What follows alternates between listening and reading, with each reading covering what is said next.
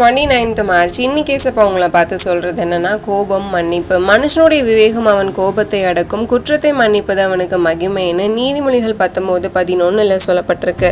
நீங்க கர்த்தருக்குள்ள மகிமைப்படணும் அப்படின்னா, உங்களுக்கு விரோதமா யார் குற்றம் சுமத்தி இருந்தாலும், எதிராக எழும்பி இருந்தாலும், ஏன் உங்களை அழிக்கவே நினைச்சாலும் அவங்கள மன்னிக்கணும். நேற்று ஒரு நியூஸ் கேள்விப்பட்டேன். தெலுங்கானாவில் ஊழியம் பண்ணிட்டு வந்த பிரவீன் பகடாலா அப்படிங்கிற பாஸ்டர், அவருக்கு விரோதமானவங்க கொடுமையான முறையில் கொலை பண்ணிட்டாங்க. அவரோட மனைவி அந்த இறுதி சடங்கில் சொன்ன விஷயம் என்ன தெரியுமா? நாங்கள் பழி வாங்குறதுக்காக இங்கே இல்லை, அவரோட ராஜ்யத்தை பிரசங்கிக்கவும் கற்பிக்கவும் தான் இருக்கோம், எல்லாரையும் மன்னிக்கிறோம் அப்படின்னு சொன்னாங்க. இவ்வளோ கடினமான சூழ்நிலையிலும் இப்படிப்பட்ட வார்த்தைகளை அவங்களால சொல்ல முடியுது அப்படின்னா, எந்த அளவுக்கு அவங்க ஆண்டவருக்குள்ளாக வாழ்ந்திருப்பாங்க. மற்றவர்களை மன்னிக்கிற சுபாவம் அவங்களுக்குள்ளே இருந்திருக்கு.